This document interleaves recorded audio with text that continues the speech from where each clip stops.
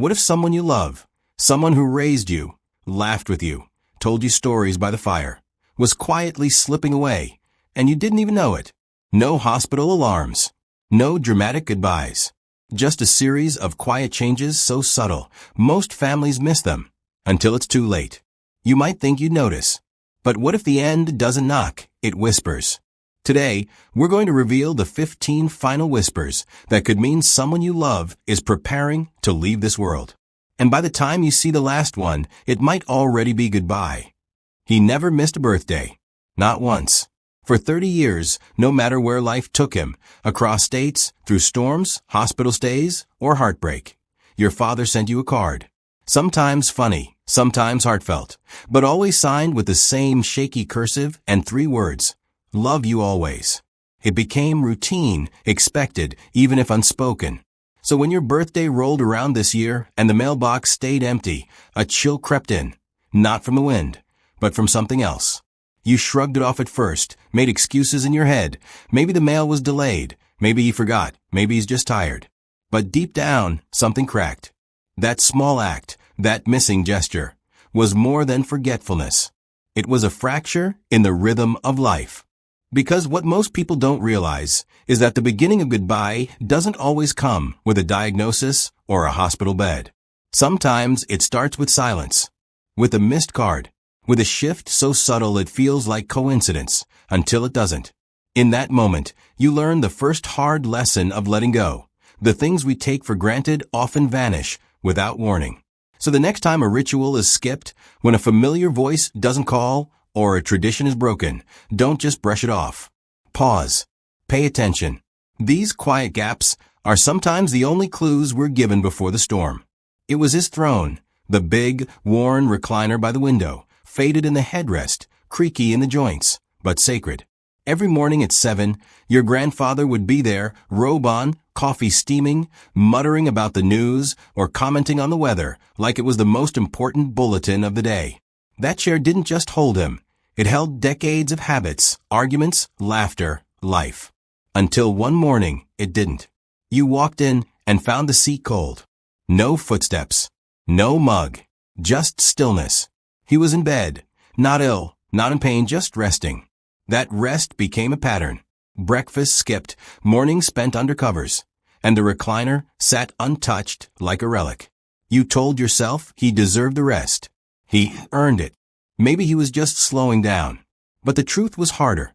He was beginning to withdraw from the world that once grounded him.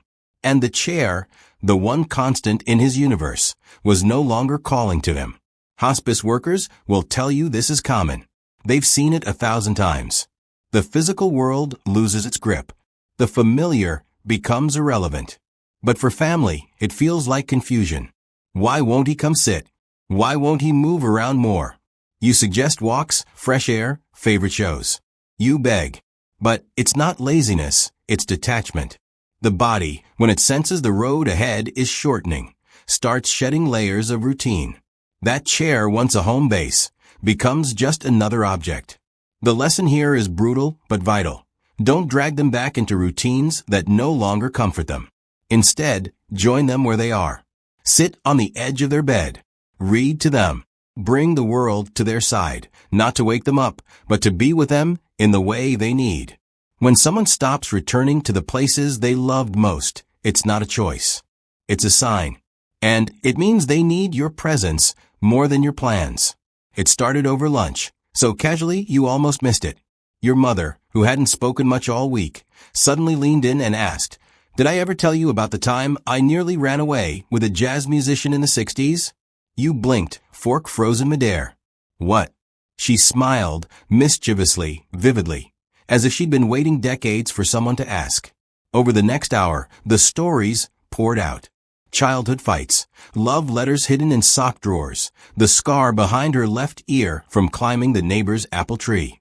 She spoke with a clarity you hadn't seen in months. The past didn't just return, it took over. At first, it was magical. You thought maybe she was getting better. Maybe her mind was sharpening again. But then the stories became more frequent, more urgent, as if she were racing a clock you couldn't see. And that's when it hit you. She wasn't reminiscing for fun. She was archiving. leaving breadcrumbs. People in their final season often begin to relive, reprocess, and retell their lives in vivid detail, not to entertain, but to be understood, to finish business, to prepare. It's not nostalgia, it's legacy work.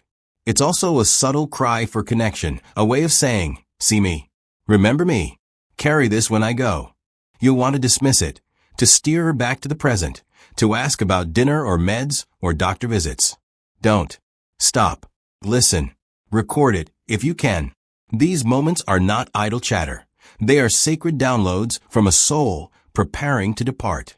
When your loved one begins living in the past, honor it. Don't pull them forward. Walk back with them. You might just discover the parts of their story you were never meant to miss. The old man was never sentimental, not really. He kept his Navy medals locked in a dusty box at the back of the closet, barely spoke about the war, never showed pride or nostalgia. Until that afternoon. You just stopped by to bring groceries when he called you into the den and said, these are yours now. You'll know what to do with them. You froze. The box was in his lap. His hands were trembling slightly. You opened it and stared. Rows of ribbons, a faded letter, a photo of 3 soldiers, and a dog you'd never seen before. I don't need them anymore, he said. They belong with you now. It felt like an honor, a trust. But underneath, something else stirred, unease. It didn't feel like sharing. It felt like parting. This is something hospice nurses warn families about, the quiet transfer of treasures. Not junk, not stuff, they give away their story. The pocket watch from their father. The wedding ring of a spouse long gone. The coin they carried through 2 wars. At first, you think it's decluttering. But it's not. It's closure. A final act of agency. A whisper to the world, I'm wrapping things up. The mistake most people make is brushing it off or delaying. You don't have to give this away yet, they say, or worse. Let's wait until you're better. Don't. Let them give. Let them bless. These are not just items, they are pieces of self. When your loved one starts gifting, don't see it as giving up. See it as trusting you with their legacy. And once it's in your hands, honor it. Tell their story. Carry it forward. Because sometimes, the things they give are the only words they have left. You've been bracing yourself for months. Watching them fade. Slow walks became no walks. Words became nods. The sparkle behind their eyes grew dim. You told yourself you were ready. You'd made peace with the decline. But then, suddenly, it shifted. One morning, they woke up smiling. Not faking it, radiating it. They sat up straighter, asked for pancakes, cracked a joke that made you laugh so hard you cried. For the first time in weeks, they looked like themselves. I feel good today, they said. You dared to hope. Maybe it was a turning point. Maybe this was a miracle. But somewhere inside, you felt the contradiction. The nurses call it the rally. A last surge of energy. A final flicker of the flame before it goes out. It's real. It's radiant. And it's brief. Most families miss what it really is. They start planning outings, scheduling visitors, calling relatives with good news. But that moment isn't a beginning, it's a bow. A closing act. And if you're not careful, you'll waste it making plans for tomorrow instead of being present for today. The crusty lesson here is sharp. The body sometimes gives one last gift, a burst of lucidity, of peace, of connection, not to stay longer, but to say goodbye right. If this moment finds you, don't squander it. Cancel your schedule. Turn off your phone. Sit close. Let them speak. Ask the questions you were too afraid to ask. Tell them what you've been holding in. Let them go out knowing they were loved with full attention.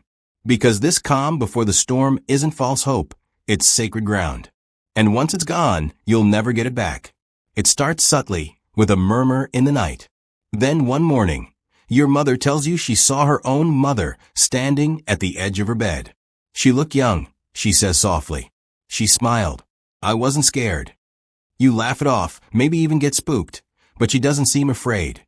In fact, she seems comforted. And then the stories begin. I dreamt of your father last night, she tells you, describing her late husband's voice in detail, recounting things no one else knew. She says she feels closer to him than to the people in the room. These aren't typical dreams. They don't fade after coffee. They linger. Vivid, unshakable. Some call them hallucinations. Others call them visitations. But whatever name you give them, one truth echoes across hospice centers and deathbed stories. The dying often begin to see the dead. Loved ones long gone. Familiar faces, once forgotten. They don't come with fear, they come with peace.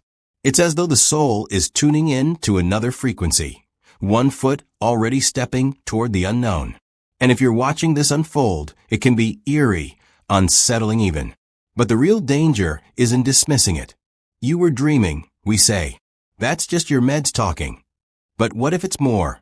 What if the boundaries between this life and the next thin when the end draws near? The lesson here isn't about superstition, it's about reverence.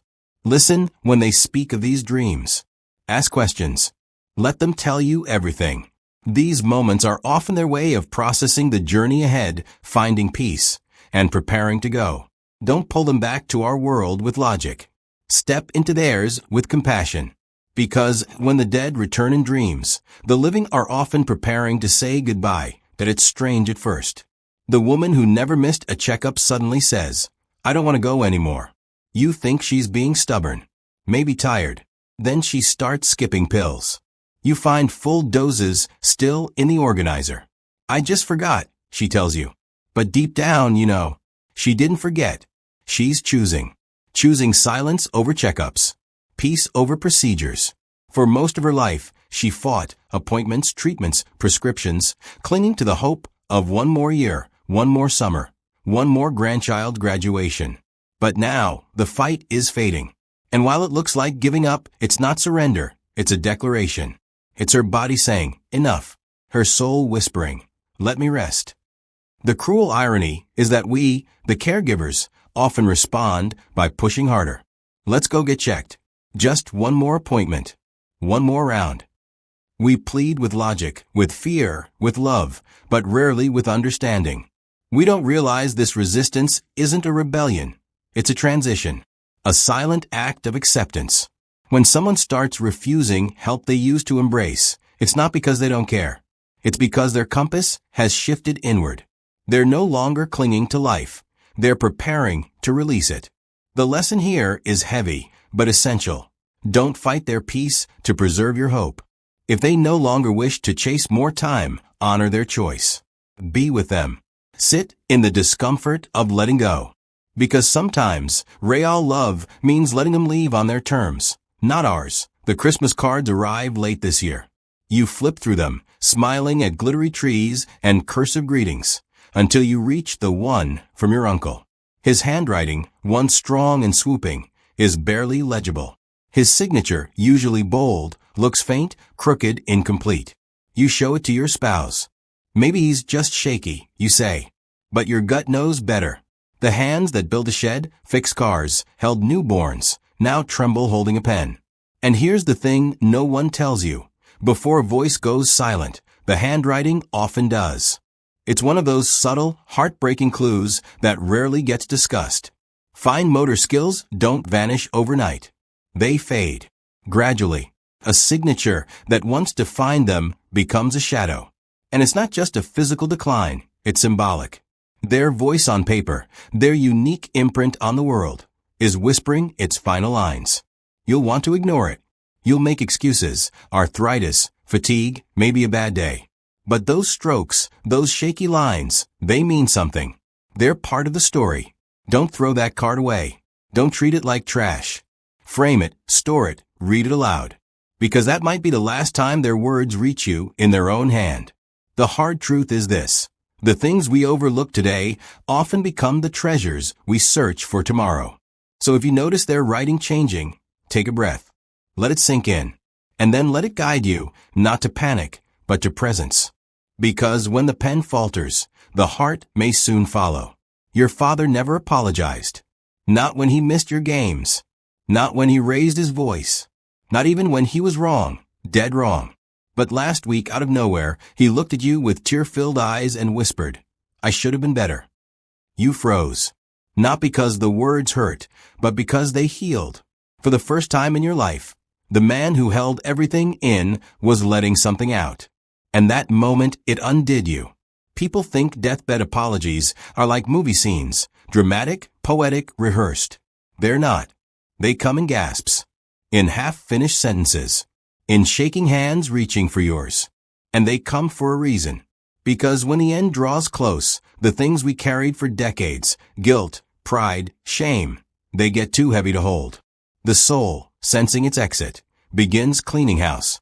And sometimes that means breaking silence, offering peace, making amends. But here's the catch. You'll be tempted to shut it down. Don't worry about it, you'll say. It's all in the past. But don't. Let them speak. Let them finish. Because that apology isn't just for them. It's for you, too. It's a final gift. One last effort to mend the cracks before they go. The crusty truth? Some parents don't apologize until they're almost gone. But when they do, it's real. It's raw. It's sacred. If you're lucky enough to hear one, don't brush it aside. Absorb it. Remember it. Forgive if you can. Because those words, spoken in the shadow of goodbye, are more than closure. They're redemption. She used to live for the holidays. Thanksgiving dinner was her Super Bowl. She'd wake up at 4 a.m. to prep pies and fight over who brought canned cranberry sauce. But this year, when you asked if she wanted to host, she just shook her head. Let someone else do it, she said, her voice flat. No spark. No recipes. No plans. You offered to help, tried to bring her in, you could just sit and direct us. But she shrugged. It's too much this year. You thought she was tired, maybe depressed. But then she didn't ask about Christmas either, or New Year's, or the summer reunion she never missed. It hit you slowly.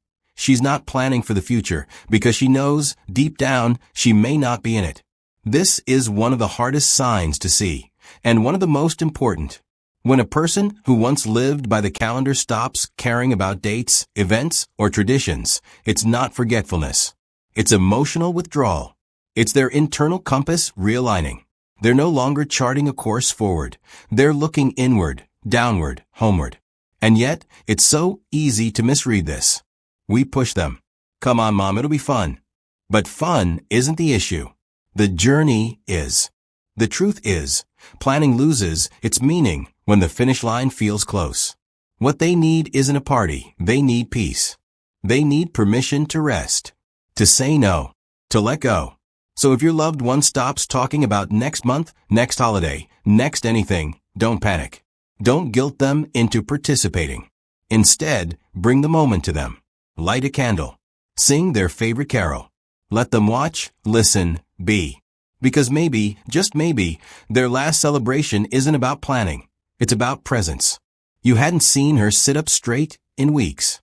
She'd barely spoken, barely eaten, drifting in and out of sleep like a leaf on water. But then one afternoon, just as you'd adjusted to the stillness, it happened.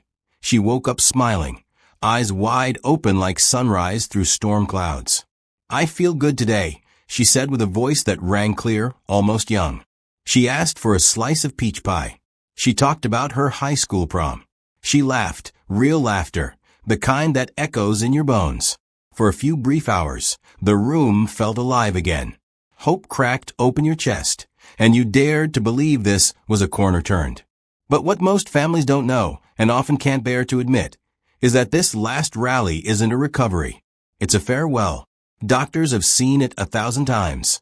The body, in its final surge, gathers every remaining drop of vitality not to prolong life, but to close it well. It's as if the spirit takes the wheel for one last ride through memory lane before parking for good.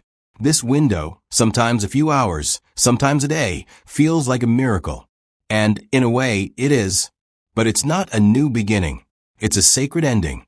Families who miss this mistake it for improvement. They start calling cousins, planning homecomings, prepping meals. But here's the crusty, gut-wrenching truth. The rally is not a restart. It's a benediction. So if you're lucky enough to witness this burst of life, don't waste it planning tomorrow. Be fully present today. Ask the questions you were too afraid to ask. Say the things you thought you had more time to say. Because this moment, this rally, isn't a second chance. It's a parting gift. You're sitting beside them, holding their hand, telling a story about the grandkids. And suddenly, they're no longer looking at you. Their eyes shift, not out of boredom, but as if they're watching something over your shoulder. A slow, serene smile touches their lips. "He was just here," they whisper, referring to someone long gone. "Your Uncle Joe." You blink. "Joe's been dead 10 years. He looked happy," they add, as if reporting the weather. You try to redirect, to pull them back, but they keep looking into that same spot, sometimes with wonder, sometimes with longing. You chalk it up to medication, hallucination, maybe even a misfire in the brain. But then it happens again, and again, and not just to your loved one, but to people in rooms across the country, across the world. Palliative nurses know this pattern well. They call it the thinning of the veil. As death approaches, it's not uncommon for the dying to begin seeing those who've gone before them. These aren't dreams. They happen in waking moments. And they're often accompanied by a strange calm, even joy. What we perceive as confusion may actually be clarity of a different kind, an early welcome from another place. The instinct is to shut it down, to ground them back into the present. But what if, instead, we leaned into it? What if we listened? Asked what they saw? The lesson here is haunting but beautiful. When their eyes shift past you, they may be seeing what we cannot. Don't fear it. Don't fight it. Let them look. Let them speak. Because maybe what lies beyond isn't darkness, but light coming to carry them home. He carried bitterness like a badge of honor. For 40 years, your uncle refused to speak to his brother. Over what? No one even remembered anymore. But then, weeks before his body gave out, he asked for a phone. "I want to talk to Eddie," he said. You almost dropped your drink. He hadn't said Eddie's name in decades. "Just tell him I forgive him," he murmured. "And I hope he's okay." That was it. No drama. No long speech. Just a release. As strange as it sounds, the dying often make peace in the final stretch, not because time heals, but because time ends. And with that awareness comes clarity. Things that once felt worth fighting over crumble into dust. The weight of anger, held for decades, becomes unbearable when the body grows too weak to carry it. And so they let it go, not just for the other person, but for themselves. It's a kind of soul cleansing, a closing of open loops. Families often don't understand it. Why now, they ask. Why not years ago? But the dying don't operate on the same timeline. They're not looking back with regret. They're looking forward with intention. And forgiveness is one of the final freedoms they can give themselves. If you see your loved one making calls they never made, saying names they never said, forgiving people they once hated, don't interrupt it. Don't ask them to explain. Let them unburden, because that act of release may be the final act of healing they ever do. And it may be the one that sets you free too. You hold their hand and notice it's cold, colder than it should be. Their feet too. You wrap them in blankets, bring socks, crank the heat. But the chill doesn't go away. Then you notice their skin. It's darker in spots, bluish, sometimes purple, around the nails, the knees, the lips. You panic. You think circulation? Heart? Should we call someone? But here's the thing. This is the body doing what it was built to do. It's redirecting, focusing resources on the core, letting go of the edges. It's a slow retreat from the physical world. And for medical professionals, these signs are not emergencies. They're milestones. The hands growing cool, the skin mottling, the pulse weakening. These aren't malfunctions. They're transitions. But for families, they feel like failures. Did I miss something? Should I have done more? No, you're not failing. You're witnessing. You're standing at the shoreline as the tide goes out. The hardest part is accepting that these signs don't mean fix it, they mean be with it. In our culture, we're trained to intervene, to repair, to fix. But at the end of life, the most powerful thing you can do is simply stay. Keep their hand warm. Wipe their lips. Speak softly. Don't treat the change as a crisis. Treat it as a crossing. Because when the body begins to fade at the edges, the soul is often preparing to rise. It's quiet. Just you and your dad in the room. He hasn't said much in days. Then suddenly, he turns his head and says, "Promise me you'll take care of the boat." You blink. The boat? It hasn't left the dock in years. You want to laugh. You want to say, "Dad, don't worry about that right now." But something in his eyes stops you. It's not about the boat. It's about legacy, about closure, about one last thread he wants tied before he lets go. This happens more than people realize. In the final days, the dying often make one last request, not grand, not dramatic.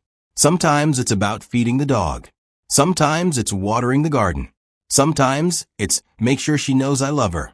These aren't chores. They're final stitches in a life being sewn shut.